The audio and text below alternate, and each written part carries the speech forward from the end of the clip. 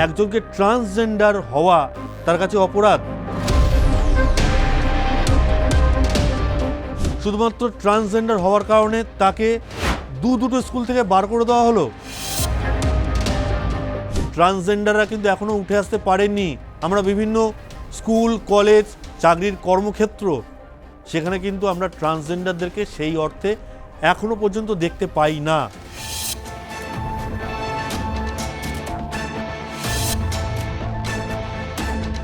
দু 2014 সাল থেকে 2026 সাল, এই 12টা বছরে কেন একজন ট্রান্সজেন্ডার আজকে সমাজের মূল স্তরে উঠে আসছে না? এটাই সুপ্রিম কোর্টের মূল প্রশ্ন।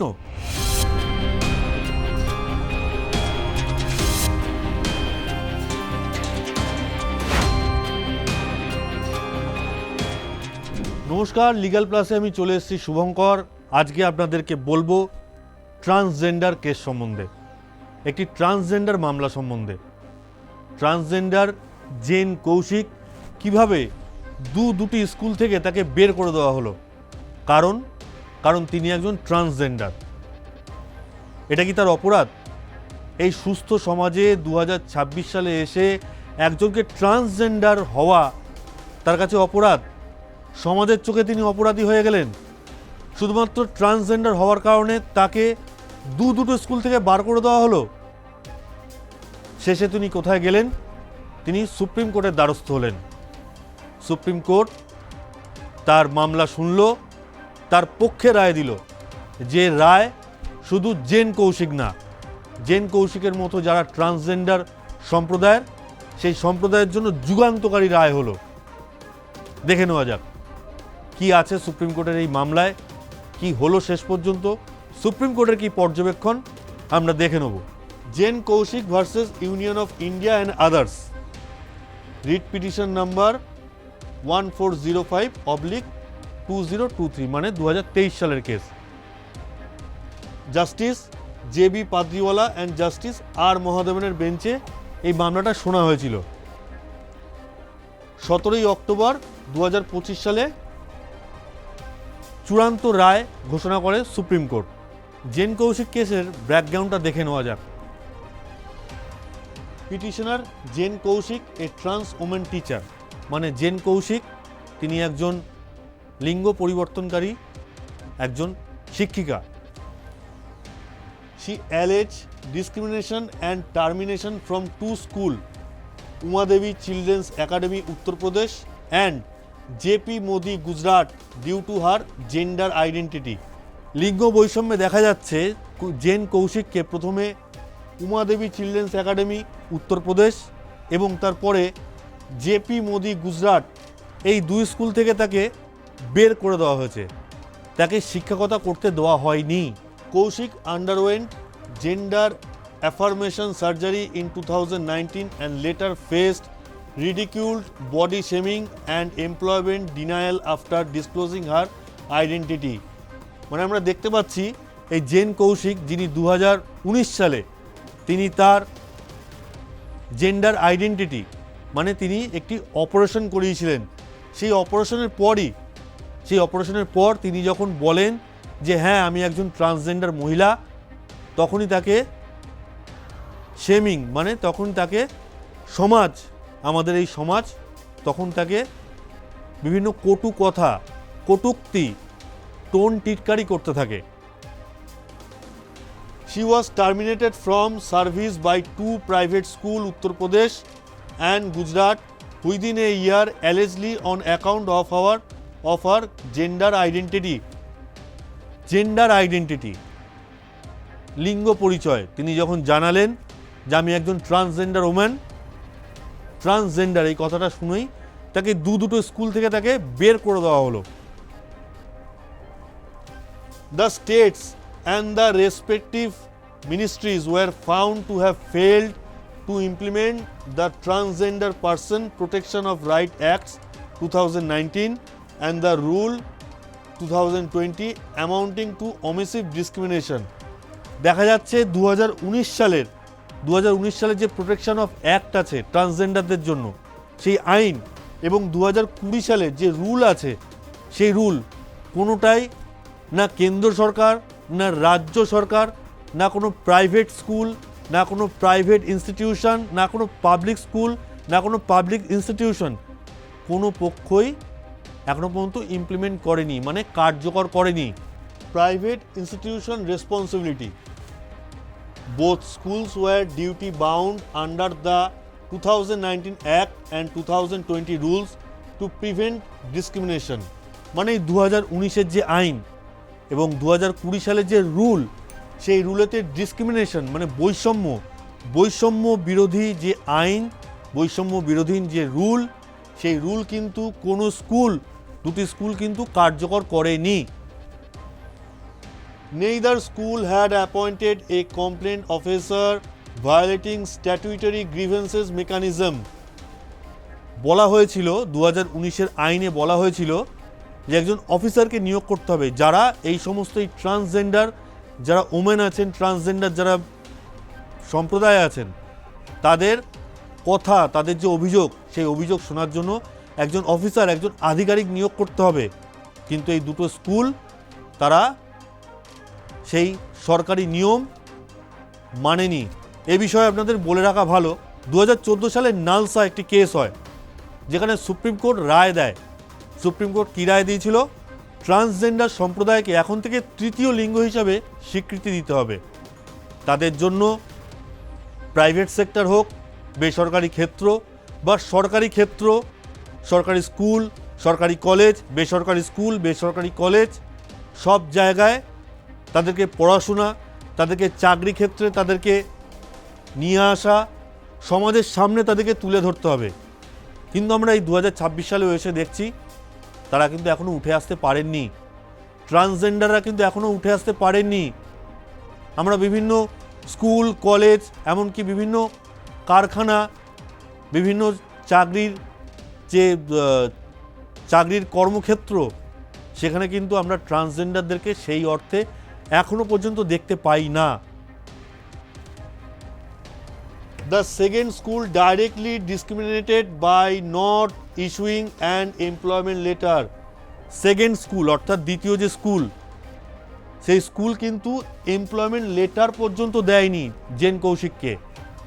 এমপ্লয়মেন্ট লেটার, যে চিঠি হাতে থাকলে একজন মানুষ তার চাকরি নিশ্চিত হয়, সেই চিঠিও তিনি হাতে পাননি, তাকে দেওয়া হয়নি। কোন স্কুল?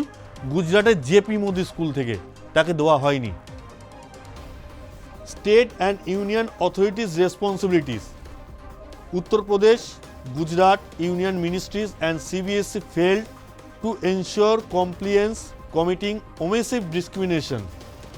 দেখা যাচ্ছে উত্তরপ্রদেশ, গুজরাট এবং ইউনিয়ন মিনিস্ট্রি মানে কেন্দ্রীয় সরকার এবং সিবিএসসি বোর্ড, এই সিবিএসসি বোর্ড এই চারজনের পক্ষ থেকে, এই চারটি কর্তৃপক্ষের পক্ষ থেকে ডিসক্রিমিনেট করা হচ্ছে, বৈষম্যমূলক আচরণ করা হচ্ছে ট্রান্সজেন্ডারদের প্রতি। The court emphasised that private compliance is contingent on the state enforcement of statutory rights. একজন ব্যক্তির যে অধিকার আছে, সেই অধিকার কিন্তু লঙ্ঘিত হয়েছে। এখানে কোর্ট এমফাসাইজ করছে, কোর্ট জোর দিচ্ছেন কোথায়? Private compliance is contingent on the state enforcement of statutory rights. একজন ব্যক্তির যে বেঁচে থাকার, জীবিকা নির্বাহের যে অধিকার আছে, সেই অধিকারের ওপর জোর দিচ্ছে সুপ্রিম কোর্ট। কম্পেনসেশন অ্যাওয়ার্ডেড, ক্ষতিপূরণ দিতে হচ্ছে, জেন কৌশিককে ক্ষতিপূরণ দিতে হয়েছে সুপ্রিম কোর্টের আদেশে। সুপ্রিম কোর্টের নির্দেশে জেন কৌশিককে ক্ষতিপূরণ দিচ্ছে। কারা ক্ষতিপূরণ দিচ্ছে দেখে নি। সেকেন্ড স্কুল অর্থাৎ গুজরাটের সেই স্কুল, তারা 50,000 টাকা ক্ষতিপূরণ দিচ্ছে। Union of India ₹50,000, state of Uttar Pradesh ₹50,000, state of Gujarat ₹50,000। মানে second school, union of India, state of Uttar Pradesh এবং স্টেট অফ গুজরাট, চারজনের থেকে 50,000 টাকা করে, অর্থাৎ মোট 2 লক্ষ টাকা ক্ষতিপূরণ পাচ্ছে কে? ক্ষতিপূরণ পাচ্ছেন জেন Kaushik. Committee constituted, supreme court এখানে বলে রাখা ভালো, এই জেন কৌশিকের মামলা যখন সুপ্রিম কোর্টে উঠল, তখন সুপ্রিম কোর্ট একটা কমিটি গঠন করে দিল, যে কমিটির মাথায় আছেন আশা মেনন, রিটায়ার্ড দিল্লি হাইকোর্টের জাস্টিস। উনি দিল্লি হাইকোর্টের প্রাক্তন বিচারপতি আশা মেনন। পারপাস কি, উদ্দেশ্য কি, এই কমিটি গঠনের উদ্দেশ্য কি? Formulate an equal opportunity policy and guidelines for protecting of transgender rights. ট্রান্সজেন্ডারদের যে অধিকার, তৃতীয় লিঙ্গের মানুষের যে অধিকার, সেই অধিকারকে প্রোটেকশন দিতে, সেই অধিকারকে সুরক্ষা দিতে এই কমিটি গঠন করা হয়েছে জাস্টিস আশা মেননের নেতৃত্বে। এই কমিটিতে অন্যান্য কারা সদস্য রয়েছেন দেখে নেওয়া যাক। আদার মেম্বার্স, ট্রান্স রাইট অ্যাক্টিভিস্ট, মানে যারা এই ট্রান্সজেন্ডারদের অধিকার নিয়ে যারা কাজ করেন সেই সমস্ত activist. Legal academics and x officio secretaries from social justice, education, health and women and child development ministries. তাহলে শিক্ষা, health and women child development মানে স্বাস্থ্য, health and women child development, women and child development মানে নারী, শিশু ও নারী, এই মন্ত্রক, কেন্দ্রীয় মন্ত্রক, তাদেরকে এই মেম্বার হিসাবে রাখা হলো। রেমিট, সুপ্রিম কোর্টের ফাইনাল রায় কি এলো? ইকুয়াল অপরচুনিটি পলিসি ফরমেশন, মানে ট্রান্সজেন্ডারদের জন্য সমান অধিকার তৈরি করতে হবে, সমান অধিকার গড়ে দিতে হবে। কেন এতদিন পর্যন্ত 2014 সাল থেকে 2026 সাল 12টা বছর, এই 12টা বছরে কেন একজন ট্রান্সজেন্ডার আজকে সমাজের মূল স্তরে উঠে আসছে না? এটাই সুপ্রিম কোর্টের মূল প্রশ্ন। Study of transgender rights act 2019 and 2020 rules. Transgender right যে অ্যাক্ট আছে 2019 এবং 2020 সালে যে রুল, সেই রুলটাকে ভালো করে স্টাডি করতে হবে, ভালো করে পড়াশোনা করতে হবে, সেই রুলটাকে কার্যকর করতে হবে। Reasonable accommodation and grievances redressal mechanism, gender and name change process, inclusive health care, protection of gender non conforming and gender diverse person. তাহলে দেখা গেল সুপ্রিম কোর্ট কি বলছে। সুপ্রিম কোর্ট বলছে যে 2019-2020 সালের যে আইন, যে রুল আছে, সেই রুলকে কার্যকর করতে হবে, অবিলম্বে কার্যকর করতে হবে। জেন কৌশিকের মামলায় সুপ্রিম কোর্টের একটা খুব ভালো জিনিস সুপ্রিম কোর্ট পর্যবেক্ষণ করেছে। একজন যখন চাকরি পেতেন, যখন চাকরি করতেন, তখন তিনি যদি চাইতেন যে আমি আমার জেন্ডার নিয়ে কোনো অপারেশন করাবো, মানে আমি আমার লিঙ্গ পরিবর্তন করাবো, সেই অপারেশন করাতে গেলে আগে পারমিশন নিতে হতো। আমি যে জায়গায় চাকরি করছি, সেটা স্কুল হোক, সেটা কোনো অফিস হোক, যে জায়গাতেই পারমিশন নিতে হতো। সুপ্রিম কোর্ট বলছে না, এখন আর পারমিশন নেওয়ার প্রয়োজন নেই। কেন? একজন মানুষ স্বাধীন ভারতে 2026 সালে এসে একজন মানুষ তিনি জেন্ডার চেঞ্জ করাবেন, তিনি অপারেশন করাবেন, পারমিশন নেওয়ার প্রয়োজন নেই। হ্যাঁ, এই জায়গায় একটা কিন্তু রেখে দিয়েছে সুপ্রিম কোর্ট। যদি কেউ লিঙ্গ অনুযায়ী, স্ত্রী হোক, পুরুষ হোক বা ট্রান্সজেন্ডার হোক, এই অনুযায়ী যদি কেউ চাকরি পেয়ে থাকেন তবে সেই ক্ষেত্রটা আলাদা। এছাড়া কেউ যদি স্ত্রী বা পুরুষ এই হিসাবে যদি চাকরি পেয়ে থাকেন, তাহলে তাকে আর কর্তৃপক্ষকে জানানোর প্রয়োজন নেই। শুধুমাত্র এইটা জানাবে যে আমি অপারেশন করাচ্ছি বা আমি অপারেশন করিয়েছি। তাহলে তার যে ফর্ম আছে, যেখানেতে ফর্মে লেখা আছে তিনি মেল না ফিমেল, সেই জায়গাটায় যাতে পরিবর্তন করে ট্রান্সজেন্ডার লেখা যায়। সুপ্রিম কোর্ট এই দিকটা পর্যালোচনা করে দেখেছে এবং এটাকে কার্যকর করার কথাও বলেছে। সুতরাং দর্শক, আজকে আমাদের লিগাল প্লাস এটুকুই। পরবর্তী কোন মামলা, সুপ্রিম কোর্টের কোন মামলা বা ভারতের যে কোনো হাইকোর্টের কোন গুরুত্বপূর্ণ মামলা আপনারা শুনতে চান, সেটা আমাদের কমেন্ট বক্সে লিখে দিন। আমরা সেই মামলা আপনাদের সামনে তুলে ধরব। আজকের লিগাল প্লাস কেমন লাগলো সেটাও আপনারা কমেন্ট বক্সে জানান। ধন্যবাদ।